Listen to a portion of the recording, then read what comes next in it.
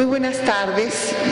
Estamos en espera de nuestro otro ponente, pero ya ahí le arreglan el sonido, ¿sí?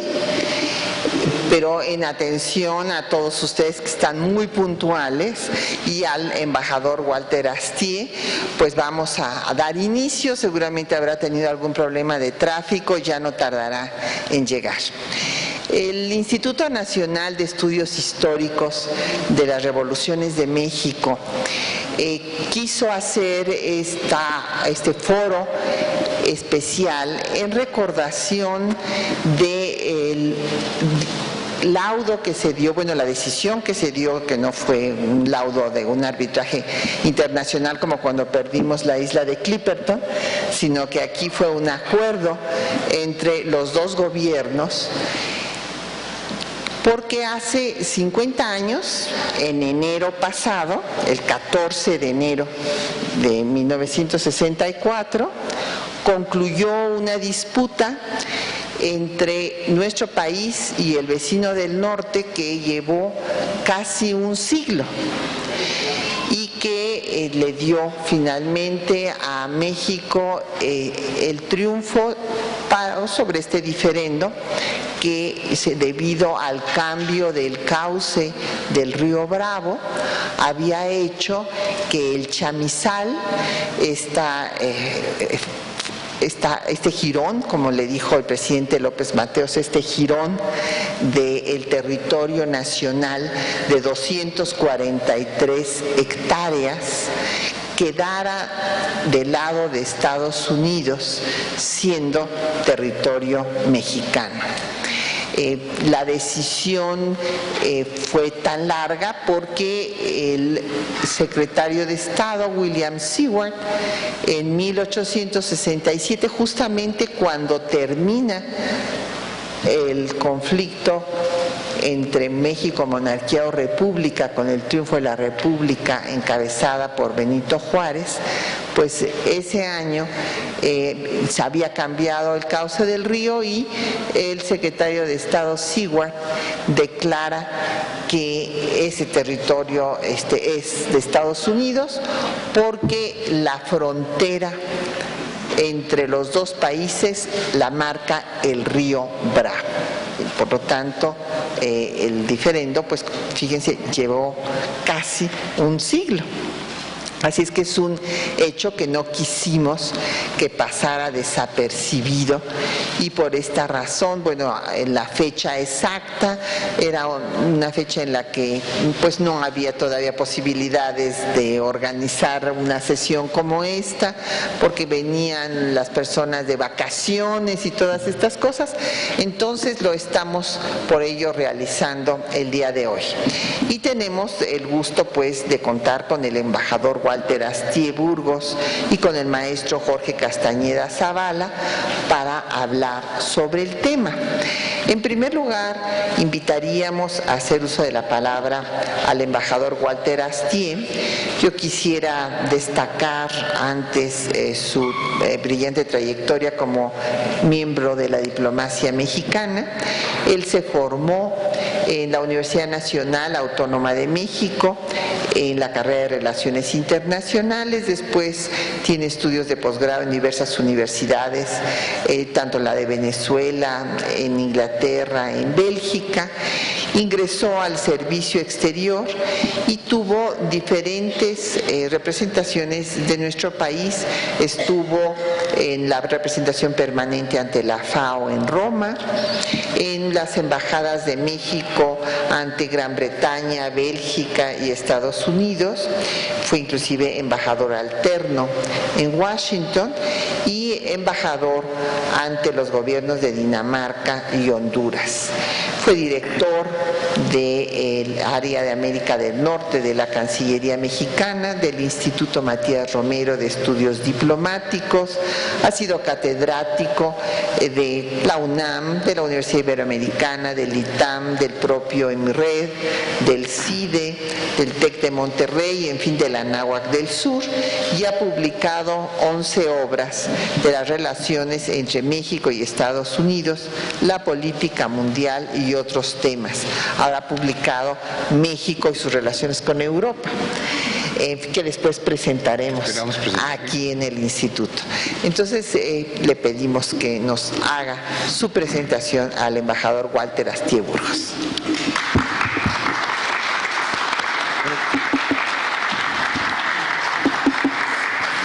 Bueno, muchas gracias, querida Patti, y muy buenas tardes a todos ustedes.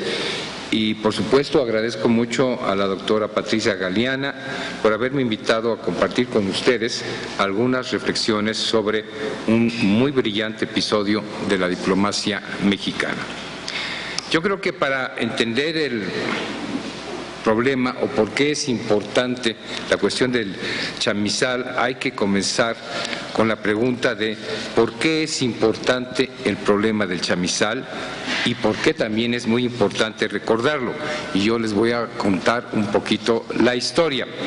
Pero quiero, antes de eso, yo reconocerle a Patti que haya tomado la iniciativa de que celebremos este foro para rememorar esta brillante página de la diplomacia mexicana, porque desgraciadamente, eso comentábamos hace un momento, pues a nuestra Cancillería, a pesar de que fue sobre todo un asunto diplomático, nuestra Cancillería se le pasó por alto, o sea, no, en enero no se celebró nada, no hicimos nada en la Cancillería. Yo creo que es un poco triste esto porque demuestra que estamos olvidando nuestra memoria histórica. Y desgraciadamente, si eso ocurre, pues tiene una grave consecuencia porque vamos a perder nuestra identidad como nación y nuestra personalidad como un pueblo específico.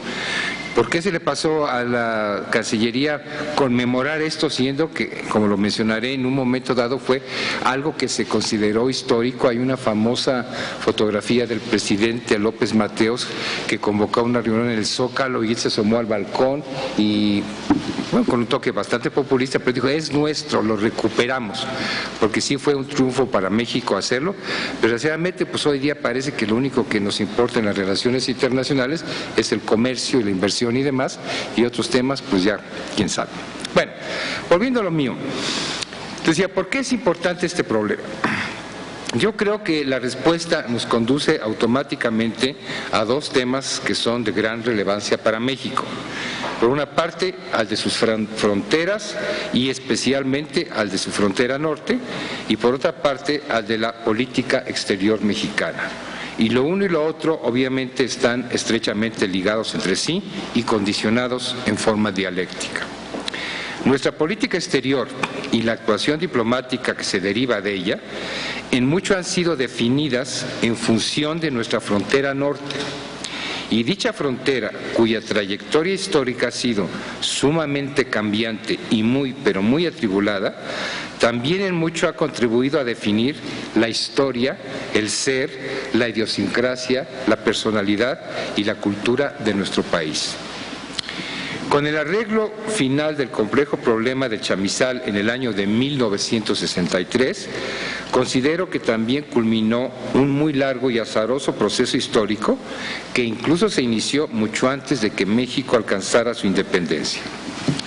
El antecedente más remoto de la delimitación de nuestros límites fronterizos se inició con la llegada de Cristóbal Colón al continente americano en 1492, puesto que a partir de ese momento que hay que recordarlo, cambió la historia del mundo para siempre, el descubrimiento de América, se desató una incesante contienda entre las principales potencias marítimas de la Europa Atlántica por ejercer el dominio del territorio del Nuevo Mundo, del llamado Nuevo Mundo, pero era tan viejo como los otros, ¿verdad? Pero en fin, para los europeos era el nuevo. Esa incesante competencia y conflicto, hay que recordarlo, no solo fue lo que a la larga definió las fronteras de las tres naciones de América del Norte, sino también la geografía política de todo el continente americano. En efecto, mediante la famosa bula Intercetera de 1493, el Papa español Alejandro VI, como bien lo señala el gran historiador inglés Hugh Thomas, decidió dividir al mundo entre españoles y portugueses como si fuera una mera naranja, es decir, a la mitad. Una vez que los reyes de ambos países contaron con la bendición del truculento pontífice Rodrigo Borgia, negociaron el Tratado de Tordesillas de 1494, con el cual se repartieron alegremente, y así lo dice el Tratado de Tordesillas, no solo lo que ya habían hallado, sino también todo lo que estuviera por hallarse y, por supuesto, por siempre, jamás, en todo el tiempo del mundo. Por su parte, Rusia no tardó en posesionarse de Alaska, Dinamarca de Groenlandia, porque si ven el mapa, Groenlandia es territorio de América del Norte, pero desgraciadamente pues es una dependencia de Europa, ¿no? Inglaterra se apoderó de las costas atlánticas de lo que hoy día es Estados Unidos, Francia de la región costera de Canadá y Holanda de lo que hoy día es Nueva York, que en su momento originalmente fue bautizado como Nueva Ámsterdam. Ese arbitrario reparto, sin embargo, irremediablemente condujo al conflicto, pues con ello se trasladó al continente americano la imparable contienda que se libraba en Europa por ejercer la hegemonía mundial. La mayor disputa se desató entre Inglaterra y Francia por el dominio colonial del inmenso territorio de Canadá, que se prolongó por más de 2 siglos y que no concluyó sino hasta que, tras las pavorosas guerras europeas de la sucesión española, que duró 14 años, y de los 7 años, que como su nombre lo indica, duró 7 años, Francia fue derrotada y obligada a entregar sus posesiones en Canadá, en el Caribe y en la India a la Gran Bretaña. Paralelamente, París también fue obligado a transferir a Madrid el inmenso territorio del Virreinato de la Luisiana, que se extendía desde Canadá hasta el Golfo de México, con lo cual la Nueva España, de golpe, incrementó su frontera norte, ni más ni menos que con 2.140.000 kilómetros cuadrados, lo que equivale a 4 veces el tamaño de Francia o de España. El descomunal cambio de territorios que se registró mediante el Tratado de París de 1763, con el cual se dio por terminada la Guerra de los 7 años, con el tratado se alteró radicalmente la geografía política de Norteamérica y esto constituyó la transacción territorial más grande de toda la historia, puesto que nunca antes ni después se ha registrado en la historia un cambio tan grande de territorio en virtud de una guerra y de un tratado de paz. El espectacular aumento de la dimensión de la Nueva España no duró mucho, pues cuando Napoleón invadió España, le arrebató la Luisiana y se la vendió a los ya independizados Estados Unidos. Pocos años más tarde, el general Andrew Jackson, que a la postre llegaría a ser presidente de Estados Unidos, invadió la Florida española y esa nueva adquisición fue estipulada en el Tratado Adams-Onís, que sobre los límites fronterizos entre la Nueva España y Estados Unidos se negoció en 1819. Esos nuevos límites fronterizos, que fueron los que heredamos con la independencia, tampoco fueron de larga duración, puesto que Estados Unidos se encargó de continuar la ancestral contienda por el dominio de Norteamérica que habían iniciado anteriormente las potencias europeas. En efecto, ante la negativa del México que nació en 1821 de vender a los vecinos la norteña provincia de Texas, la misma se independizó de la República Mexicana en 1836. Tras permanecer la República de la Estrella Solitaria de Texas como un país independiente por 9 años, en 1845 se incorporó a la Unión Americana. Y la delimitación de la nueva frontera entre el achicado México y el agrandado Estados Unidos fue precisamente el pretexto que utilizó el presidente James Polk para seguir incrementando la dimensión de su país.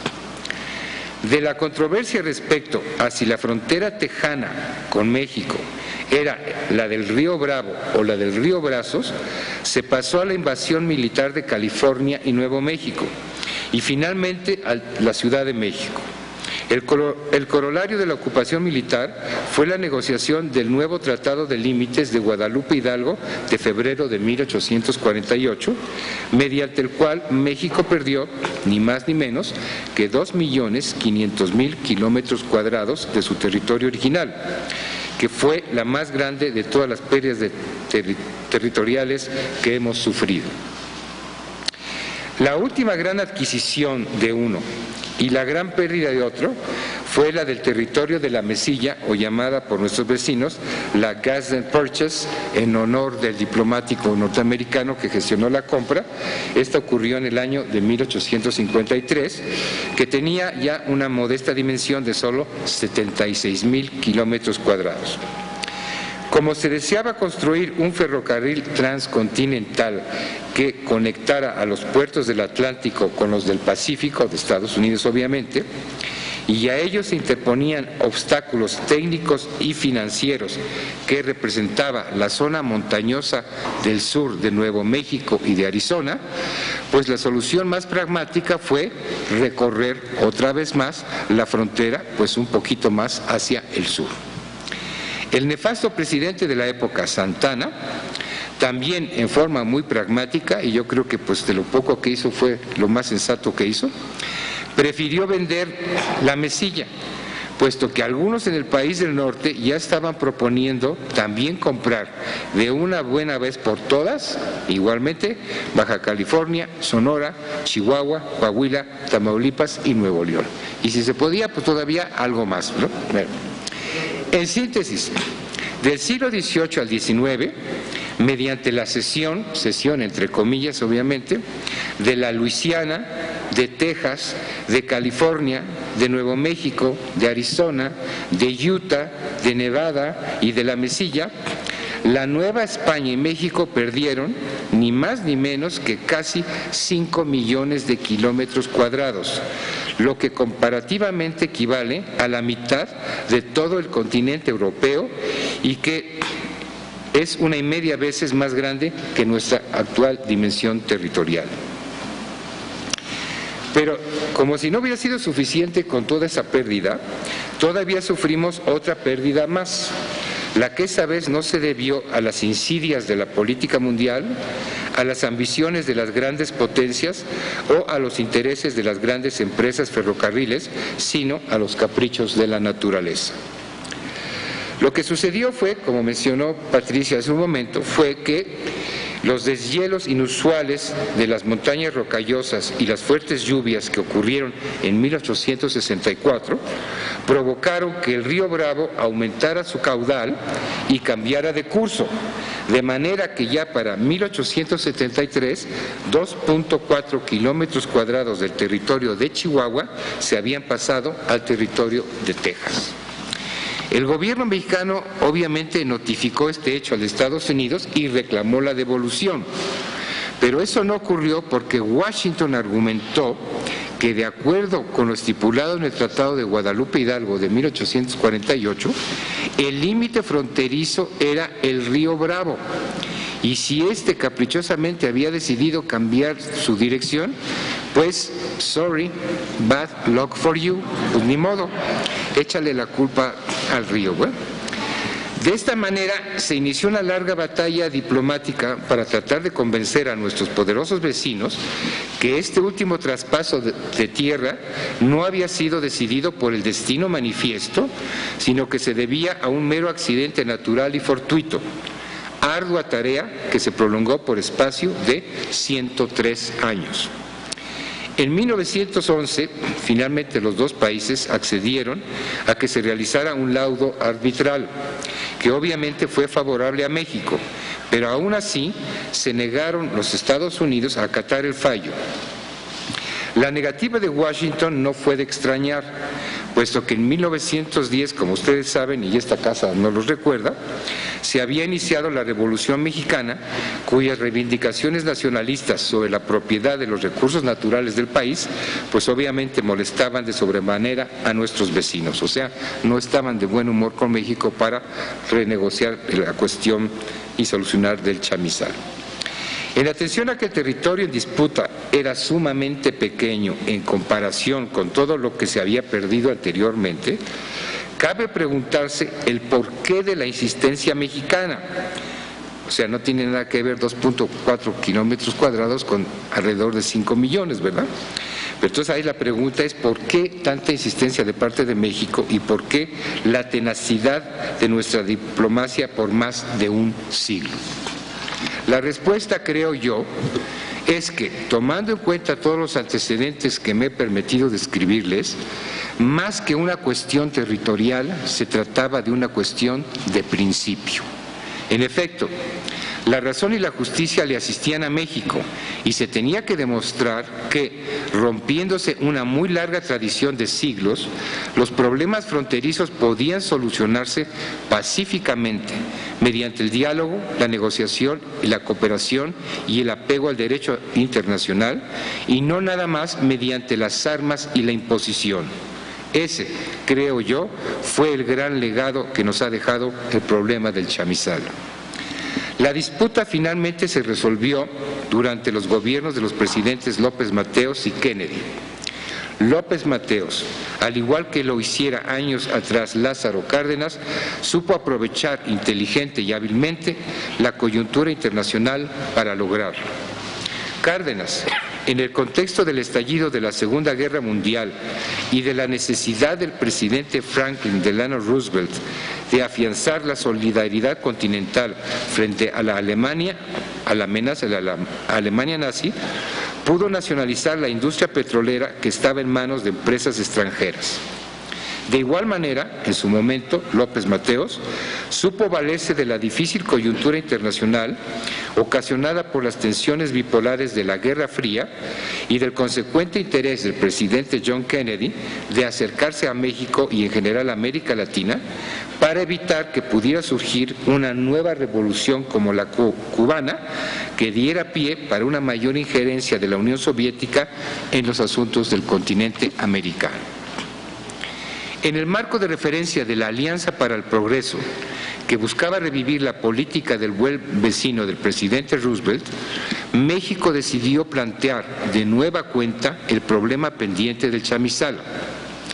Ello, sin embargo, originalmente confrontó el desconocimiento o ignorancia del tema, pues obviamente para un Kennedy abrumado con los problemas globales de la superpotencia y la rivalidad con la Unión Soviética, la cuestión del chamizal simplemente era inexistente. Don Antonio Carrillo Flores, que fue un gran diplomático, muchos de ustedes se recordarán de él, fue canciller de la República, solía contar que cuando presentó sus cartas credenciales al presidente Kennedy en la Casa Blanca como nuevo embajador de México, el mandatario le patetizó su deseo de conducir una buena relación bilateral muy armoniosa con México y le preguntó cuál creía él que era el problema más delicado que estaba presente entre las dos naciones. Don Antonio, sin dudarlo, de inmediato le respondió que el chamizal. Pero Kennedy, y eso me recuerda un anuncio que hay por ahí de un colegio de inglés que dice que no te pongan cara de what o no pongas cara de what. Porque cuando don Antonio le mencionó chamizal, Kennedy dijo, ¿what? Pues obviamente, si le respondió el ¿qué? Pues obviamente no estaba enterado. Pero de esta manera, el ocupante de la Casa Blanca se enteró del problema, por lo que ya cuando visitó México en 1962 para entrevistarse con López Mateos, ya pudo abordarlo con nuestro presidente con mayor conocimiento de causa.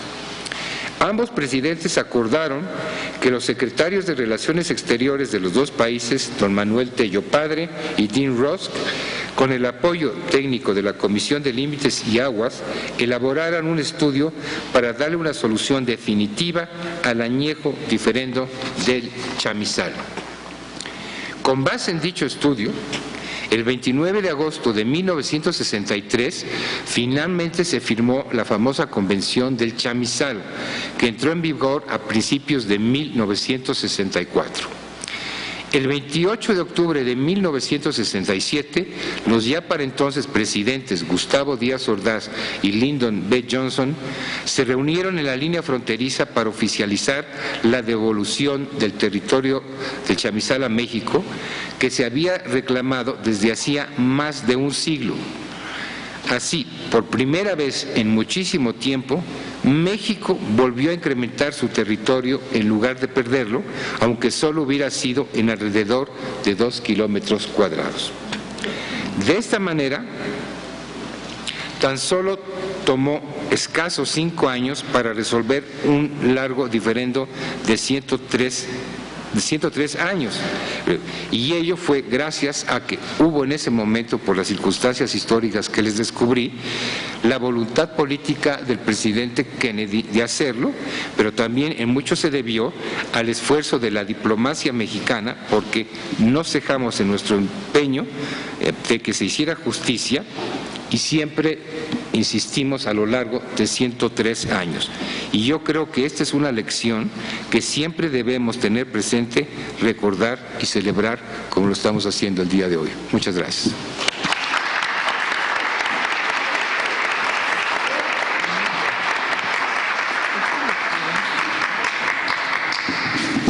Muchísimas gracias al embajador Walter Astié. Ya le pedí desde ahorita el texto para que lo publiquemos y que no pase desapercibido este aniversario de un triunfo. Después de todo, como tú dijiste, no se cesó en la lucha y no nos dimos por vencidos. Bueno, pues ahora vamos a escuchar la participación del maestro Jorge Castañeda Zavala. Él se formó originalmente en la Universidad Autónoma Metropolitana, es doctor en Historia por el Colegio de México y sus líneas de investigación pues son las relaciones interamericanas e historia de Estados Unidos en el siglo XX. Ha publicado diversas obras sobre relaciones económico-diplomáticas entre los dos países, es miembro de diversas asociaciones internacionalistas, catedrático tanto en licenciatura como en posgrado de Historia de Estados Unidos de América, Historia Económica y Política y Social de México, Teoría de Relaciones Internacionales.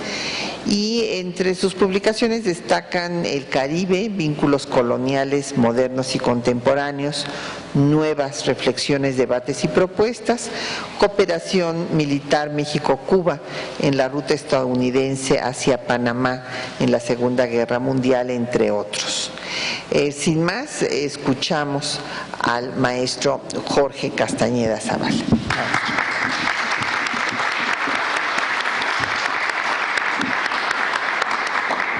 Muchas gracias por invitarme, en especial a la doctora Patricia Galeana, directora general del Instituto de Estudios Históricos de las Revoluciones de México.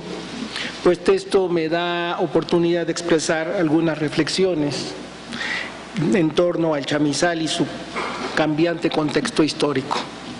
Voy a repetir en algunos detalles, algunas cosas que dijo el embajador Walter Astié, pero vamos a darle tal vez otro matiz, un poco más de énfasis en algunos puntos. Como ya se mencionó, más de 100 años duró la mutilación de una parte del territorio mexicano a causa de un evento natural que cambió la línea divisoria de la frontera norte mexicana. En ese periodo, más de 103 años, bueno, alrededor de 103 años, ocurrieron, bajo mi perspectiva, 3 reconfiguraciones del ámbito internacional que dejaron su huella en la resolución de este caso. En primer lugar, se identifica la cúspide de lo que se le puede llamar a grandes rasgos las definitorias características del sistema capitalista en su ambiente mundial.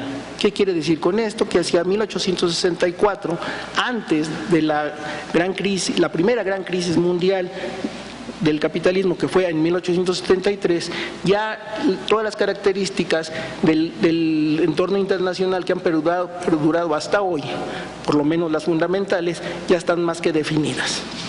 Ello implica la existencia de diversos imperialismos de las naciones económicamente más desarrolladas y que por lo tanto tienen diversos conflictos y mucho más acentuados con aquellas naciones que no son imperiales, es decir, países como México, donde por diversas causas hay ciertas brechas en el desarrollo económico y también diferentes formas en la organización política. La segunda característica de este periodo fue, exactamente como mencioné hace rato, entre 1873 y 1945. Para diversos estudiosos, este largo periodo entre 1873 y 1945 es la primera gran crisis del capitalismo, donde tiene ciertos reflujos y su cúspide es la Segunda Gran Guerra Mundial, donde hay una transformación sustancial de lo que había existido hasta fines del siglo XIX. El tercer periodo es más que claro, a partir de terminando la Segunda Guerra Mundial, donde lo que comúnmente se le ha denominado la Guerra Fría viene a crear tres grandes sistemas de desarrollo social. El sistema convencional capitalista, que todos conocemos, liderado por Estados Unidos ya en ese momento, y otras naciones como Inglaterra, Francia, etcétera. El otro bloque social, que se le dominó con más énfasis en este periodo, el bloque socialista. Y el tercer sistema, con características pareciera ser entremezcladas de los otros dos, los sistemas nacionales populistas, donde pequeños países empezaron a cambiar su faceta, que venían desde el siglo XIX o antes, donde eran países no industrializados y que empezaron a industrializarse. Estos tres periodos son los que se enmarcan los 103 años de esta disputa por este territorio que se perdió en 1864 y que hacia 1967 se recuperó plenamente. Voy a enumerar, dentro de este contexto que acabo de mencionar, algunas características y remarcando algo de los puntos precisos del conflicto del chamizal. En primer lugar, reconoceremos que la zona del chamizal, repito, fue transformada en el sentido geográfico, como ya se mencionó, por la crecida del cauce del río Bravo, y que literalmente, o en lenguaje coloquial, brincó la loma, ¿no? Quiere decir, cambió su curso y 242 hectáreas de territorio mexicano quedaron de otro lado. La ribera izquierda del río quedó el territorio del chamizal, y por lo tanto en él 50 familias de un territorio que venía siendo claramente propiedad desde la colonia por diversas personas. Nomás citaré que bajo la colonia se le adjudicó a Ricardo Bruselas, posteriormente, el cual en 1827 lo vendió a Lorenzo de Barrio, que a su vez hacia el 66 ya el río cambiado su curso, lo pasó a su familiar Antonio del Barrio, y de inmediato a Pedro Ignacio García. ¿Y por qué menciono esto? Porque él fue el particular, como posesionario de este gran territorio de 242 hectáreas, hizo la reclamación, y con ello en 1866, en plena guerra contra el Segundo Imperio, Sebastián Lerdo de Tejada hace la primera reclamación ante el gobierno estadounidense. Serán años azarosos, difíciles para poder poner énfasis en la restitución de este territorio, porque reafirmemos hasta el 67-68 del siglo XIX, es cuando se recupera por parte de los liberales encabezados por Benito Juárez el poder político en México, derrotado el Segundo Imperio. Después de ese acontecimiento es también difícil la reclamación plena y poner énfasis y todos los recursos que había a la mano, porque la reconstrucción del país era realmente difícil.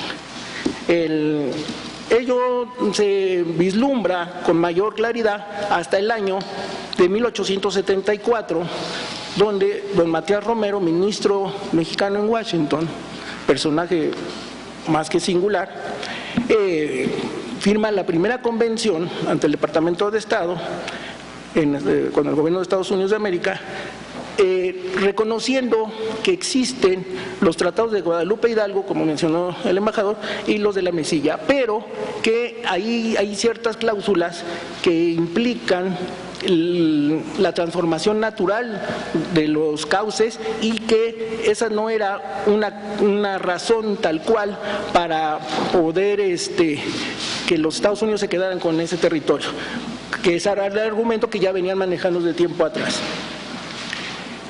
La paulatina recuperación del territorio nacional ya en la República restaurada, como acabo de decir, por Benito Juárez y los liberales, dio pie a que se formulara toda una serie de estos argumentos, llegando al año 1910-1911, como se acabó de mencionar, donde sí ya se estipula claramente, como quien dice, las reglas del juego y la designación de una comisión arbitral para que se defina este caso, donde uno de los puntos más destacados, hay muchos, pero quisiera destacar dos. Uno, en el momento que salga un fallo, se cumplirá. Y si es acatable a México, se le restituirá ese territorio en el término de 2 años. ¿Sí? En 1911 sale el laudo, el fallo, y no sucede nada. ¿Sí? Esto enmarcado, como ya dijimos, como se ya mencionó, dentro de la Revolución Mexicana, y mucho menos se tiene la fuerza ni la capacidad para poder hacer la reclamación.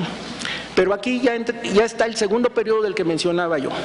El mundo en general ya está en una primera gran crisis general del capitalismo, donde todas estas situaciones son tan complejas que pareciera ser paradójico que los Estados Unidos tienen un territorio que hasta como coloquialmente se puede decir, por obviedad, es parte del territorio mexicano, y dentro del curso de la Revolución Mexicana, en 1916, tropas extranjeras entran a territorio mexicano para perseguir a Pancho Villa, tropas estadounidenses. Es decir, es una situación realmente compleja que se va dirimiendo la mayor parte de esta situación internacional fuera del territorio, pero hay ciertos elementos que sí se dirimen al interior. Nada más vale mencionar, entre muchos, que la costa del Golfo de México, ya para esos años de la Revolución Mexicana, era una zona rica, no tan solo en petróleo, sino en su explotación. Y para algunos, entre los que me incluyo, pareciera ser que aunque fuese un efecto, podría decirse reflejo, la República Mexicana, a través de la producción de petróleo, participa en la Primera Gran Guerra Mundial. ¿Por qué? Porque ese petróleo es el que alimenta los buques, principalmente ingleses, etcétera, para poder participar. Y entonces es una complejidad que lleva hasta 1920, a lo largo de los años 20, 24, 25, cuando ya hay cierta estabilidad y se reconstituyen o se redefinen las comisiones de reclamaciones por diversos ámbitos, entre ellos está el problema del chamizal. Ahí los argumentos a tomar en cuenta son más que obvios para la parte mexicana. No hay duda de que el río de manera natural y arbitraria cambió su curso y que cualquier otro elemento, y aquí voy a mencionar uno que se manejó desde fines del siglo XIX por la parte estadounidense, es inaceptable. ¿Cuál es este argumento? En todos los tratados y cuestiones técnicas de limitación de las aguas, de los ríos, etcétera, es la transformación natural que tienen los propios cauces, las caídas, etcétera. ¿Cuál es esta? Que se van haciendo más grandes o más profundos, o la filtración de agua afecta a diversas regiones, depende de la calidad del terreno, de las zonas, etcétera. Bueno, los estadounidenses pusieron por décadas ese argumento como que desde los tratados de 1848 ya estaba estipulado que las partes de la transformación natural de los ríos y cauces llevaría a cierta reconfiguración de límites y que serían mutuamente aceptables. Esto no es realmente aceptable por la parte mexicana, porque, mil veces lo repetimos, fue un evento totalmente inesperado, valga la redundancia por el evento, pero sí puesto a consideración. ¿Y por qué me he puesto énfasis en esta situación? Porque me parece destacable que dentro de la cuestión que muy bien apuntó el embajador, la diplomacia mexicana tiene una gran experiencia y además una capacidad técnica que en muchas naciones han tomado en cuenta en la negociación de este tipo de problemas.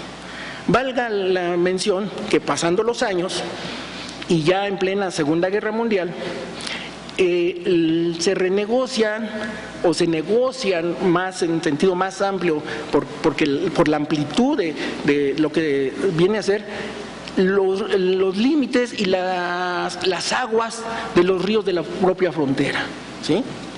La Comisión de Límites, por lo menos, la Comisión Mixta de Límites, y por lo menos en la parte mexicana, hicieron un gran estudio realmente descomunal, y no tan solo porque ellos lo hayan hecho en ese momento, sino recogieron toda la experiencia histórica venida también desde la época colonial, y al grado de que ese Tratado de Aguas de 1942 es ejemplo de cómo los diferendos en este tipo de cuestiones naturales pueden ser tratados de manera fácil, en el sentido claro, ¿sí?, técnico, y además, como dijo muy bien el embajador, armoniosa, pacífica y negociable, ¿sí? Al grado de que el que no lo entienda, pasa lo que pasó en tiempos del presidente Fox, ¿no? No, pues que unos meses sí y otros meses no, según a su buen entender. Cuando existe gran conocimiento, y en ese tratado de 1942 muy bien lo asienta. Con la experiencia de 1942, el gobierno mexicano tiene elementos todavía más que sólidos para reafirmar lo que empezará en los años 50, ¿sí?, que es la renegociación o más bien la reclamación y demanda de la restitución de este territorio del chamizal. Pero aquí, volviendo al contexto internacional, veremos que en esta situación que termina hacia 1945, que decía yo, la primera gran crisis capitalista del mundo, del sistema mundo capitalista, los países como México ya no reclaman solo comercio, sino lo que reclaman es la internacionalización del crecimiento económico a través de las diversas formas exactamente de práctica y desarrollo industrial, comercial, de servicios y todo lo que ahora conocemos. ¿Por qué? Porque la Revolución Mexicana dio elementos para abrir el abanico de crecimiento económico y no tan solo el clásico venido, por lo menos desde la época colonial, de que las materias primas, los recursos naturales, los productos de primera manufactura, si le podríamos llamar así a la minería, que no lo es, pero el asunto práctico no se centrará solamente en el crecimiento económico en esas líneas, sino en una reconfiguración industrial que habría un abanico total. Durante el tiempo de la Segunda Guerra Mundial se aceleraron esos proyectos, ya venían desde antes. Para muchas otras naciones ese fue el detonante, esa época. Para México, que ya venía desde los 20s, 30s y 40s, eso logró. Junto con la experiencia técnica que acabo de mencionar de los tratados internacionales, llegamos a la época, decía yo, de los años 50s, y surgen dos elementos que ya cambian, para mi parecer, o que parecían ser minúsculos, pero cambian la forma de ver de lo que ahora se trata el problema chamizal ya a mediados del siglo XX. Los Estados Unidos, el gobierno estadounidense, ya venía mencionándolo de tiempo atrás, pero, y además con la historia antigua del siglo XIX, quiere comprar el territorio del chamizal, ¿no? Hay varias ofertas y ofertas y ofertas, ¿no? Pareciera ser un buen negocio. Bien decía el embajador Astiz, son 242 hectáreas, un cachito, no pasa nada. Pero después de la Segunda Guerra Mundial, lo que se reafirma en países como México es que debe de haber un trato entre iguales. Este trato entre iguales, que viene desde el derecho internacional, desde los años de los 1700, 1800, que solamente pareciera que era aplicable a las grandes potencias, ahora sucede con pequeños países ante una gran potencia. No. ¿Cuál es el trato entre iguales? Que teníamos una soberanía sobre un territorio y esa soberanía y ese territorio se tienen que respetar. Y no es una cosa de vender o comprar, no es una cosa comercial. Es una soberanía donde se ejerce el poder político y las leyes mexicanas y que no hay razón alguna para que no suceda ello. Por eso, reafirmo, no es causa de venta. Entonces, bajo esos diversos argumentos, se llega a los años 60, como bien dijo el embajador, y en el 63 se plantean diversas opciones. En el año 63 se plantean las opciones de las cuestiones técnicas, pues es lo que los mexicanos dominan, ¿sí? Y se llega a un relativo, pues vamos a decir, acuerdo salomónico, ¿no? Son 242 hectáreas que por cuestiones naturales benefician en 65 a los estadounidenses y en 177 a los mexicanos. ¿Qué quiere decir? Que a México se le restituyen solamente 177 hectáreas, a los estadounidenses 65, se quedan con 65. Pero aquí viene un agravante que en la época, y todavía ahorita puede ser discutible, el gobierno mexicano no reclama los agravios y mucho menos el daño a particulares y a otros por causa de las cuestiones de no arreglo del chamizal. Varias inundaciones tuvieron razón en Ciudad Juárez, en otros lugares. En el transcurso de todos estos años y más en el arreglo de 1942 se estipuló que como cuestiones naturales se tiene que intervenir, darle mantenimiento a los ríos, y se hizo, pero en el transcurso del momento del chamizal, como estaba en disputa, no se hicieron. Entonces, no hubo reclamación del gobierno mexicano a la indemnización de la causa de daños, ¿sí? Es controversial ello, pero si lo situamos ya en la época de la Guerra Fría, como se mencionó, las coyunturas internacionales, y ya para los años 50 una muy buena significación del proyecto nacional mexicano, con todos sus bemoles y errores o aciertos, ¿sí?, hizo capaz de poder sentar a la mesa a la negociación a iguales. Ese fue el acuerdo, y hacia 1967 hubo la restitución plena. Yo creo que estos tres contextos, ¿sí?, que ahora ya no existen, ¿no?, ya estamos en otra época desde fines del siglo XX, pero que es un buen ejemplo de que la diplomacia se fundamenta también en un buen proyecto nacional o en la construcción de un proyecto nacional, que podamos criticar o tener errores. Eso es lo que da fuerza a este tipo de cosas, y que pues son herramientas que los gobiernos usan para su actuar cotidiano. Muchas gracias.